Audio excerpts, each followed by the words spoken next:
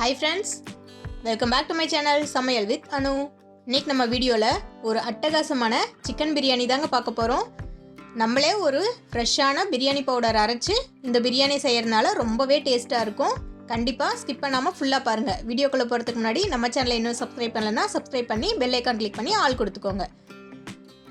ஒரு பேனை நல்லா ஹீட் பண்ணிக்கலாம். அடுத்ததாக அதில் பாருங்கள், ஒரு 10 பீஸ் பட்டை, ஒரு 10 போல் கிராம்பு, ஒரு 5-6 ஏலக்காய், அரை ஸ்பூன் அளவுக்கு சோம்பு, அரை ஸ்பூன் அளவுக்கு கசகசா, இது எல்லாத்தையும் அந்த பேனில் சேர்த்து லைட்டாக ஹீட் ஆகிற வரைக்கும் வறுத்துக்கலாம். ரொம்ப ரோஸ்ட் பண்ணணுன்னு அவசியம் இல்லை, டக்குன்னு தீஞ்சிரும் இதெல்லாம். அதனால் லோ ஃப்ளேமில் வச்சு ஒரு 2 இல்லை 3 நிமிஷம் மட்டும் லைட்டாக வறுத்துக்கோங்க.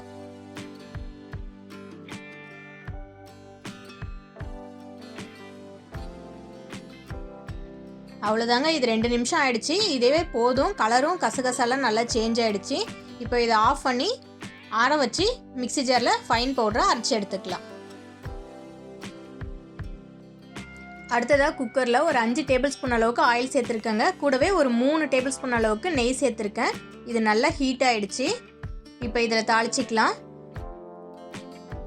ஒரு 3 பீஸ் பட்டை, 3 கிராம்பு, 3 ஏலக்காய், கூடவே 2 பிரியாணி இலை சேர்த்து அதை லைட்டாக ரோஸ்ட் பண்ணிவிட்டு, அடுத்து ஒரு கைப்பிடி அளவு புதினா, 5 பச்சை மிளகாய் எடுத்துருக்கேங்க, அதையும் சேர்த்து லைட்டாக வதக்கிக்கலாம்.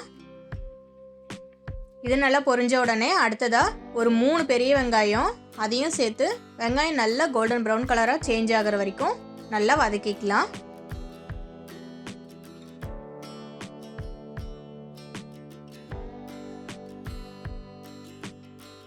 பாருங்கள், வெங்காயம் நல்லா வதங்கிடுச்சு. இப்போ இதில் ஒரு 4 டேபிள் ஸ்பூன் அளவுக்கு இஞ்சி பூண்டு பேஸ்ட்டு சேர்த்துக்கிறேங்க. இப்போது இந்த இஞ்சி பூண்டு பேஸ்ட்டோடைய பச்சை வாசனை எல்லாம் போய் நல்லா எண்ணெய் தெளிஞ்சு வந்து வர வரைக்கும் நல்லா இதை வதக்கிக்கலாம்.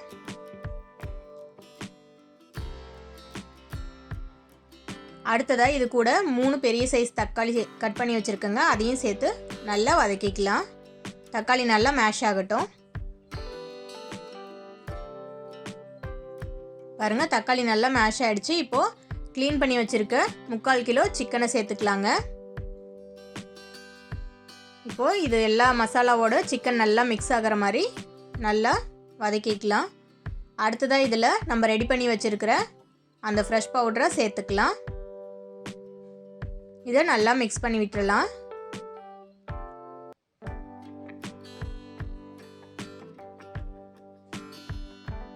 இது நல்லா மிக்ஸ் ஆன உடனே இது கூடவே 1 ஸ்பூன் அளவுக்கு மிளகாய்த்தூள், அரை ஸ்பூன் அளவுக்கு கரம் மசாலா சேர்த்துக்கலாங்க. இது வந்து ஃப்ளேவருக்காக தான். இதையும் இப்போ நல்லா மிக்ஸ் பண்ணி கொடுக்கலாம்.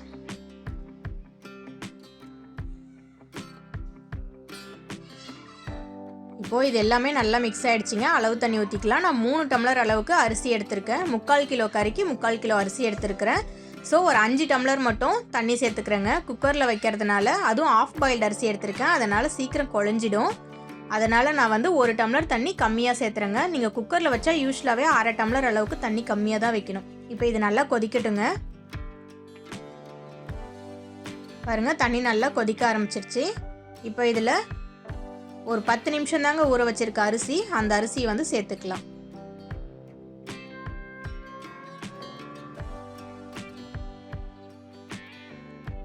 பாஸ்மதி ரைஸ் சேர்த்திங்கன்னா இன்னுமே டேஸ்ட்டாக இருக்கும். பாஸ்மதி ரைஸ் சேர்க்கும் போது நீங்கள் ஒரே ஒரு விசில் மட்டும் வச்சு எடுத்துட்டிங்கன்னா சாதம் குழையாமல் சூப்பராக இருக்கும். டேஸ்ட்டும் ரொம்பவே நல்லாயிருக்கும். நம்ம ஃப்ரெஷ்ஷாக பவுடர் அரைச்சி சேர்க்கறதுனால ரொம்பவே டேஸ்ட்டாக இருக்கும். ஓகேங்க, இந்த ஸ்டேஜில் உப்பு சேர்த்துக்கிறேன். 1.5 ஸ்பூன் அளவுக்கு உப்பு சேர்த்துக்கலாங்க. இதுக்கு சரியாக இருக்கும். தேவைன்னா செக் பண்ணி பார்த்துட்டு அப்புறம் சேர்த்துக்கலாம். இப்போ இதையும் நல்லா மிக்ஸ் பண்ணி விட்டுக்கலாம். அடுத்ததாக இது கூடவே 1.5 டேபிள் ஸ்பூன் அளவுக்கு லெமன் ஜூஸ் சேர்த்துக்கிறேங்க. லெமன் ஜூஸ் சேர்த்து இதையும் நல்லா மிக்ஸ் பண்ணி விட்டுக்கலாம். அடுத்ததாக கலருக்காக ஒரு பிஞ்ச் அளவுக்கு கலர் பவுடர் எடுத்து ரெட் கலர் எடுத்துருக்கேங்க. 1 ஸ்பூன் அளவுக்கு தண்ணியில் கரைச்சி சேர்த்தாச்சு. இப்போ இதையும் சேர்த்து நல்லா மிக்ஸ் பண்ணிக்கலாம்.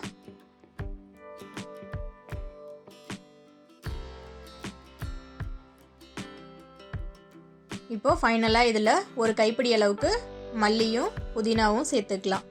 அவ்வளோதாங்க. இப்போது குக்கரை மூடிடலாம். மீடியம் ஃப்ளேமில் 2 விசில் வர வரைக்கும் வெயிட் பண்ணால் சூப்பராக சிக்கன் பிரியாணி ரெடி ஆகிடுங்க. ஆல்ரெடி ஆவி வர ஆரம்பித்ததுனால வெயிட் இப்போவே போட்டுருங்க. அவ்வளோதாங்க. 2 விசில் வரட்டும், மீடியம் ஃப்ளேம்லேயே இருக்கட்டும். அவ்வளோதாங்க, சூப்பரான சிக்கன் பிரியாணி ரெடி ஆகிடுச்சு. கண்டிப்பாக இதை நீங்கள் வீட்டில் ட்ரை பண்ணி பாருங்கள். ஓகே ஃப்ரெண்ட்ஸ், இந்த வீடியோ உங்களுக்கு பிடிச்சிருந்தா கண்டிப்பாக லைக் பண்ணுங்கள், ஷேர் பண்ணுங்கள், மறக்காமல் நம்ம சமையல் வித் அனு சேனலை சப்ஸ்கிரைப் பண்ணுங்கள். நெக்ஸ்ட் வீடியோவில் பார்க்கலாங்க. பாய்.